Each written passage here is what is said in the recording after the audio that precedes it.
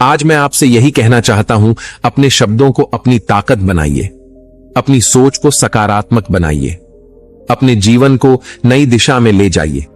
जब आप अपने आप से सच्चा प्यार करेंगे और खुद को प्रेरित करेंगे तो आपका जीवन पूरी तरह से बदल जाएगा। याद रखिए, आप जो सोचते हैं वही बनते हैं। इसलिए अपने विचारों को इतना ऊंचा रखिए कि सफलता आपके कदमों को चूमे। जीवन में शब्दों और सोच की शक्ति को समझना बेहद महत्वपूर्ण है। हमारे शब्द केवल आवाज नहीं होते, बल्कि एक ऊर्जा होते हैं जो हमारे और दूसरों के जीवन को प्रभावित कर सकते हैं। यह शक्ति इतनी गहरी है कि अगर सही तरीके से उपयोग की जाए तो यह असंभव को संभव बना सकती है। अक्सर हम अपने आप से ऐसी बातें कहते हैं जो हमें कमजोर बना देती हैं, जैसे मैं यह नहीं कर सकता, मेरे पास पर्याप्त समय नहीं है, मैं सक्षम नहीं हूं। क्या आपने कभी सोचा है कि ये शब्द आपकी सोच और आपके कार्यों को कितना प्रभावित करते हैं? अगर आप खुद को बार बार यह बताएंगे कि आप असफल हैं, तो आपके अंदर की ऊर्जा वैसी ही हो जाएगी। लेकिन अगर आप खुद को यह विश्वास दिलाएं कि मैं सक्षम हूं, मुझे अपने लक्ष्य तक पहुंचने से कोई नहीं रोक सकता, मैं हर परिस्थिति का सामना करने के लिए तैयार हूं, तो आपकी सोच बदलने लगेगी। और याद रखिए, जब सोच बदलती है तो जीवन भी बदल जाता है। दोस्तों, गौतम बुद्ध की शिक्षा हर किसी के जीवन को नई दिशा दे सकती है। अगर आप भी इसे मानते हैं तो कमेंट में नमो बुद्धाय लिखना ना भूले। इस कहानी को अंत तक जरूर देखें, क्योंकि ये कहानी आपकी जिंदगी बदलने वाली है। आइए कहानी की शुरुआत करते हैं। दोस्तों, एक नगर में एक महान बौद्ध भिक्षु रहा करते थे। वह बहुत ज्ञानी थे और बहुत ही शांत स्वभाव के थे, और उनकी यह बात ही उनकी विशेषता भी थी। एक बार की बात है, बौद्ध भिक्षु नगरवासियों को उपदेश दे रहे थे। बौद्ध भिक्षु कह रहे थे कि शब्दों में जीवन बदलने की शक्ति होती है। अपने शब्दों से जीवन बदलो। हम जो भी शब्द अपने लिए या दूसरों के लिए कहते हैं, या जो भी बातें करते हैं, उस पर हमें ध्यान देना चाहिए। इतना कहकर बौद्ध भिक्षु ने अपना उपदेश समाप्त किया और वहां से चले गए। एक दिन वह बौद्ध भिक्षु एक मार्ग से होकर गुजर रहे थे। उसी मार्ग से एक युवक होकर गुजर रहा था। उस युवक ने जब उन बौद्ध भिक्षु को देखा तो वह जोर जोर से हंसने लगा और कहने लगा, अरे साधु महाराज, आप तो ढोंगी है। आपके उपदेशों में यह कहने से कि शब्दों में बड़ी ताकत है, आपकी बात सत्य नहीं हो जाएगी। ये सब सिर्फ बातें हैं। भला ऐसा कैसे हो सकता है कि शब्दों से हमारा जीवन बदल सकता है? उस युवक की सारी बातें उन भिक्षुओं ने ध्यानपूर्वक सुनी, और उसके बाद वह मुस्कुराते हुए उस युवक से कहते हैं, बेटा, नाद से ही तो यह दुनिया प्रकट हुई है, और अच्छे शब्दों के पीछे भी नाद ही होता है जो पूरा जीवन बदल देता है। वह बौद्ध भिक्षु उस युवक से कहते हैं, देखो, मैं तुम्हें अपने अनुभव से बता रहा हूं, लेकिन फिर भी तुम्हें यकीन ना हो तो तुम इसे खुद आजमा कर देख सकते हो। उन बौद्ध भिक्षु की यह बात सुनकर युवक थोड़ा सा गंभीर हो गया। उसने काफी देर सोच विचार किया और उसके बाद उन बौद्ध भिक्षु से कहता है, हे गुरुवर, अगर ऐसी बात है तो आप मेरे साथ चलिए। मेरा छोटा भाई है जिसकी उम्र करीब 20 वर्ष है, और उसे न जाने क्या हुआ है। वह करीब 3 वर्षों से कुछ भी नहीं करता, बस लेटा रहता है। दिन भर वह कुछ न कुछ सोचता रहता है। उसकी यह हालत देखकर हम सब बहुत परेशान हैं। माता पिता भी बहुत चिंतित रहते हैं। हम सब ने कई तरीके अपनाए, कई योजनाएं अपनाई, लेकिन कुछ भी काम नहीं आया। हमने कई बार उससे बात करने तक की कोशिश की, लेकिन वह हमसे कुछ भी नहीं कहता। परिवार का हर एक सदस्य पूरी तरह से थक चुका है, हार चुका है। आखिर वह क्या करना चाहता है, किसी को कुछ नहीं पता। तो हमारे शब्दों से उसका जीवन क्यों नहीं बदला? और जैसा कि आप कह रहे हैं कि शब्द सचमुच जीवन बदल सकते हैं, तो क्या आप मेरी मदद करेंगे? इस पर बौद्ध भिक्षु मुस्कुराते हुए उस युवक के साथ चल पड़ते हैं। वह युवक उन बौद्ध भिक्षु को एक खेत में ले जाता है और अपने भाई की तरफ इशारा करके कहता है, हे गुरुवर, यही मेरा भाई है जो पूरे गांव में आलस और मक्कारी के लिए मशहूर है।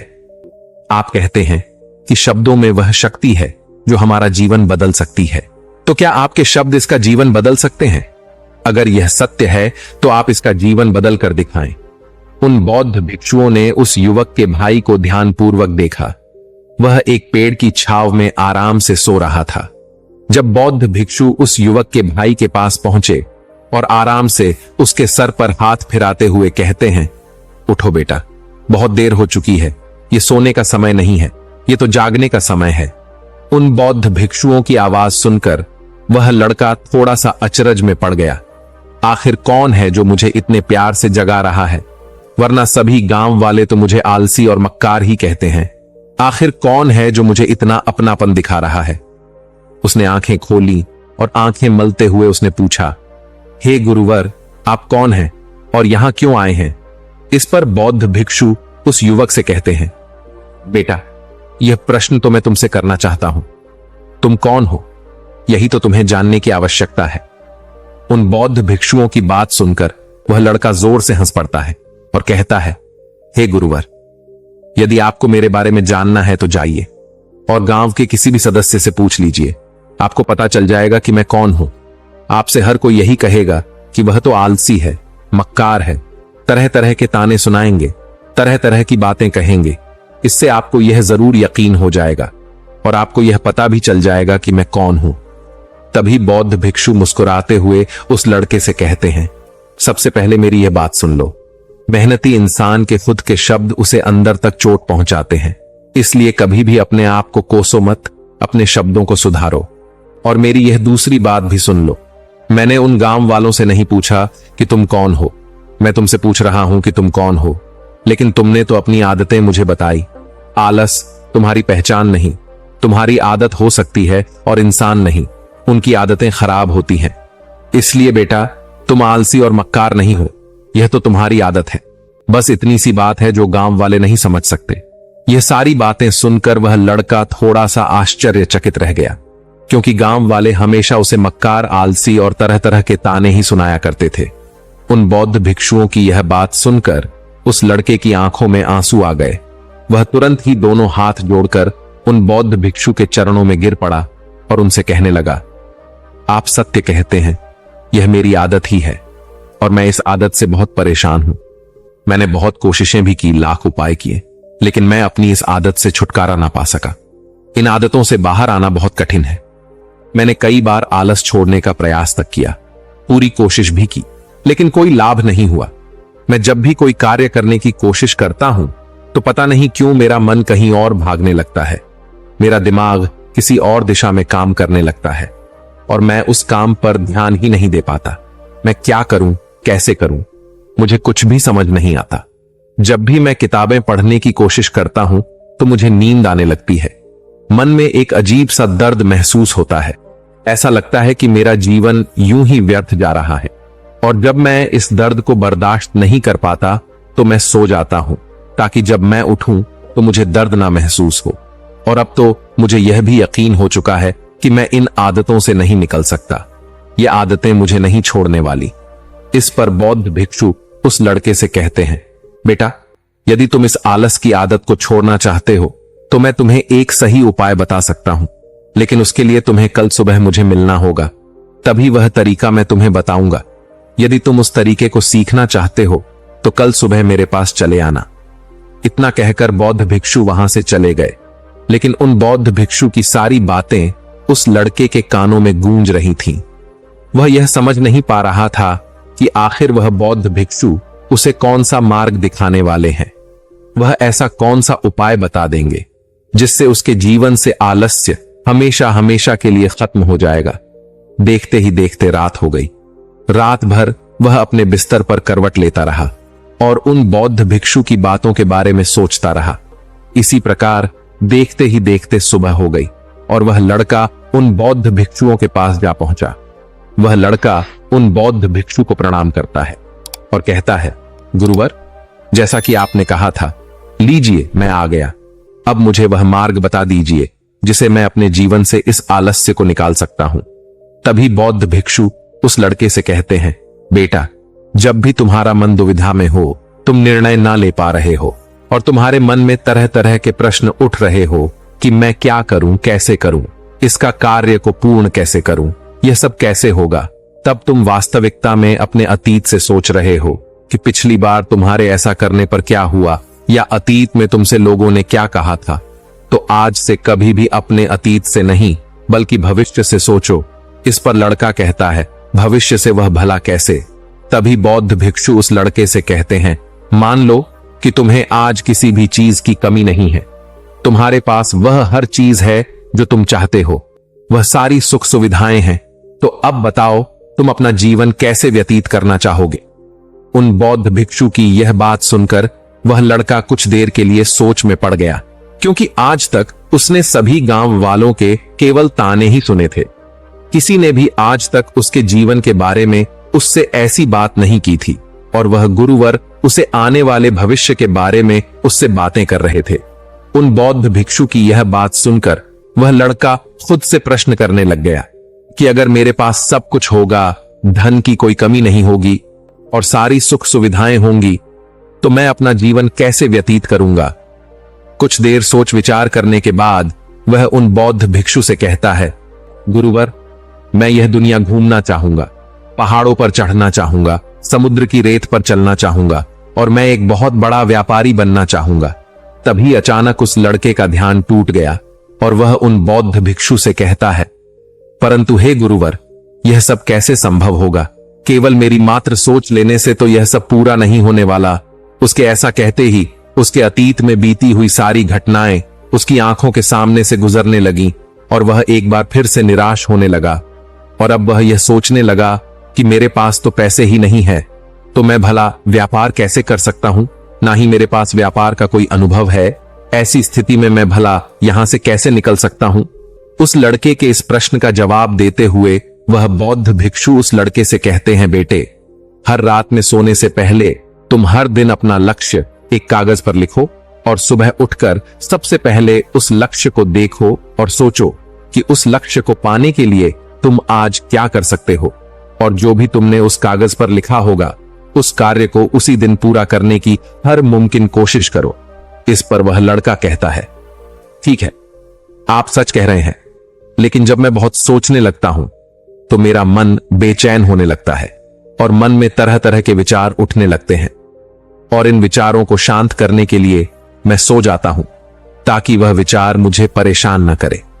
उस लड़के की समस्या का समाधान करते हुए वह बौद्ध भिक्षु उस लड़के से कहते हैं, बेटा, अंतर्मन की चाल को पकड़ो और शब्दों की मदद से नया भविष्य बनाओ।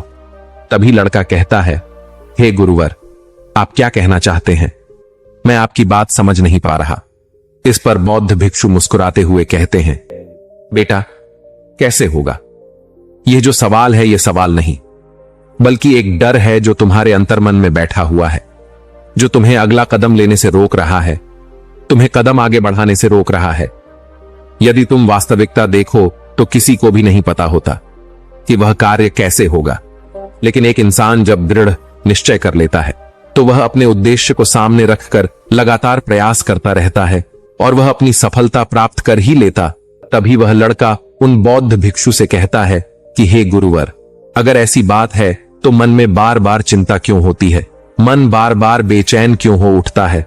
इस पर बौद्ध भिक्षु कहते हैं, बेटा, क्योंकि तुम्हें डर है कि तुम कमजोर हो, तुम्हारे अंतर्मन में बैठा है कि तुम में कुछ कमी है, तुम किसी काम के नहीं हो, और यही कारण है कि तुम कोशिश करने से डरते हो, क्योंकि तुम्हारा अंतर्मन हमेशा तुम्हें रोकता रहता है। जब भी तुम कोई कार्य शुरू करना चाहते हो, तुम्हारा मन तुमसे पहले कह देता है, इससे आगे मत बढ़ना, अन्यथा तुम हार जाओगे, और इसी कारण तुम्हें चिंता होने लगती है, तुम्हारा मन बेचैन होने लगता है। तभी वह लड़का कहता है, गुरुदेव, आपने जो कुछ भी कहा वह बिल्कुल सत्य है, लेकिन अब आप ही मुझे बताइए कि मैं इस परेशानी से बाहर कैसे निकलूं? इसका जवाब देते हुए वह बौद्ध भिक्षु उस लड़के से कहते हैं, बेटा, इस समस्या का समाधान बहुत ही आसान और सरल है। तुमने देखा होगा कि अक्सर ही हम अपने आप को दोष देते रहते हैं, अपने आप को तरह तरह के अपशब्द कहते रहते हैं, जो हमारे अंतर मन में जाकर बैठ जाते हैं और वहीं हमें आगे बढ़ने से रोकते हैं। और इन शब्दों का हम पर बहुत गहरा प्रभाव भी पड़ता है, क्योंकि जैसा हम खुद से कहते हैं, जैसा हम पूरी भावनाओं के साथ सोचते हैं, हम वैसा ही बनते चले जाते हैं। इसीलिए यदि तुम खुद को बदलना चाहते हो तो कि तुम भी काबिल बन सको, तो तुम्हें अपने अंतर्मन को नए संदेश देने की जरूरत है। जैसे कि मेरे शरीर का हर एक कण, हर एक हिस्सा, हर एक विचार शांति और ऊर्जा से भरा हुआ है। मैं दृढ़ संकल्प और आत्मविश्वास के साथ हर दिन के लक्ष्यों को पूरा करता हूं। मैं अपनी कमजोरी को अभ्यास में बदलता हूं, चिंता को ध्यान में बदलता हूं। मैं उत्साह और ऊर्जा से भरा हुआ हूं, लगातार अपने लक्ष्यों पर काम करता हूं। ऐसे शब्द जब तुम खुद से कहोगे तो तुम शक्तिशाली महसूस करने लगोगे और तुम्हारी सारी चिंताएं खत्म होने लगेंगी, क्योंकि यही शब्दों की ताकत है। वह तुम वही बना देंगे जो तुम खुद से कहोगे। तुम जितनी भावना के साथ यह वाक्य बोलते हो, उसे महसूस करते हो, उतनी ही भावनाओं से यह शब्द तुम पर असर करना शुरू कर देंगे। धीरे धीरे यह शब्द तुम्हारे मन और व्यक्तित्व की सोच का हिस्सा बन जाएंगे। लेकिन मेरी एक बात याद रखना कि तुम्हारा अतर्मन इतनी आसानी से नहीं मानने वाला। जब तुम आगे बढ़ो तो मौका मिलते ही वह तुम्हें पीछे खींचेगा। तुम्हारे अतीत के बीते हुए सारे कड़वे अनुभव तुम्हें याद दिलाएगा, ताकि तुम डर जाओ और एक बार फिर से अपने लक्ष्य का पीछा करना छोड़ दो।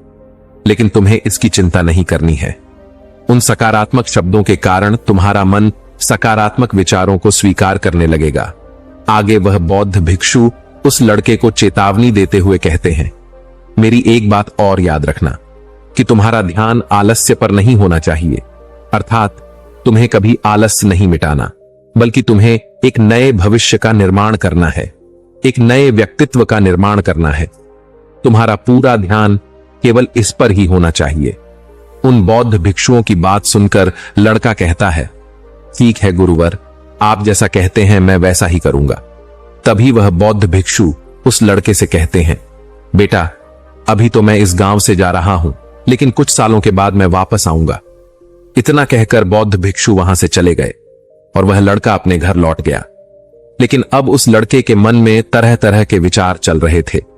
वह लड़का यह सोच रहा था कि अगर मैं अपनी मनपसंद जिंदगी जीने लगूंगा, अगर मैं दुनिया घूमने लगा, नए लोगों से मिलने लगा और अपनी पसंद का काम करने लगा, तो मेरी जिंदगी कैसी होगी। उस बात को ध्यान करके उसने एक कागज पर अपना लक्ष्य लिखा और लिखकर सो गया। अगली सुबह जब उसकी आंखें खुली तो उसने उस पेपर पर लिखा हुआ लक्ष्य एक बार दोहराया। उसके बाद वह कुछ देर के लिए शांत हो गया। तभी उसे उन बौद्ध भिक्षु की बात याद आई कि तुम अपने लक्ष्य के लिए आज क्या कर सकते हो। उसने खुद से सवाल किया कि मैं आज अपने इस लक्ष्य को प्राप्त करने के लिए क्या कर सकता हूं।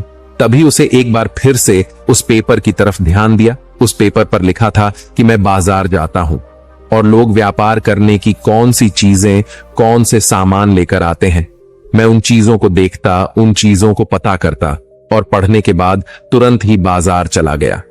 वह अलग अलग दुकानों पर बैठा उन्हें देखा, लेकिन उसे कुछ समझ नहीं आ रहा था, क्योंकि लोग अलग अलग व्यापार कर रहे थे, अलग अलग तरह की चीजें और सामान ले रहे थे और किसी ने उसकी कोई मदद नहीं की। वह बहुत उदास हो गया और निराश होकर वापस घर लौट आया। तभी उस लड़के को उन बौद्ध भिक्षु की एक और बात याद आई। शब्दों में बहुत ताकत है और शब्द हमारा जीवन बदल सकते हैं। उसे वह सकारात्मक विचार याद आए। वह उन्हें सुबह शाम दोहराने लगा और अब से वह हर दिन ऐसा ही करता। देखते ही देखते 1 महीना बीत चुका था, लेकिन अब तक उसके जीवन में कोई बदलाव नहीं आया था। अब वह लड़का यह सोचकर निराश होने लगा था कि उसके जीवन में तो कुछ भी परिवर्तन नहीं हो रहा। लेकिन 1 महीने के बाद उसे महसूस हो रहा था कि वह पहले से अच्छा महसूस कर रहा है।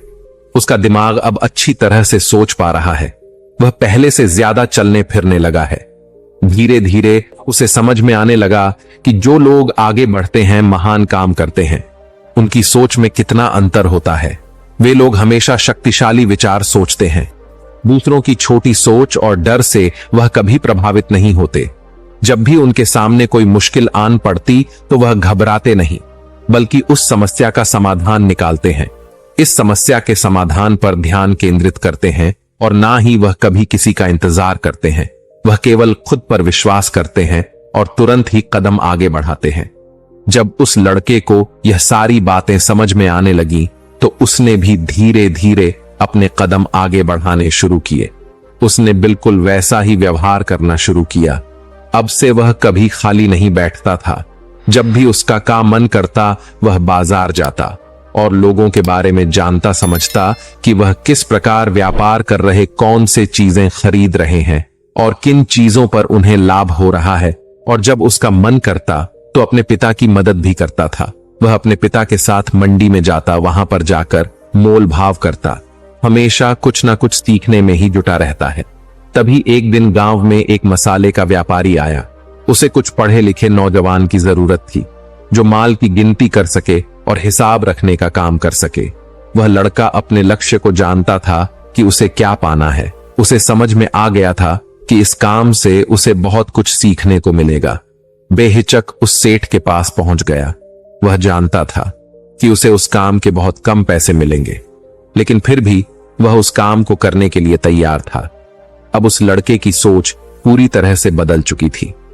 अब वह बाकी लोगों की तरह नहीं सोचता था, बहुत ईमानदार और समझदारी से काम करता था।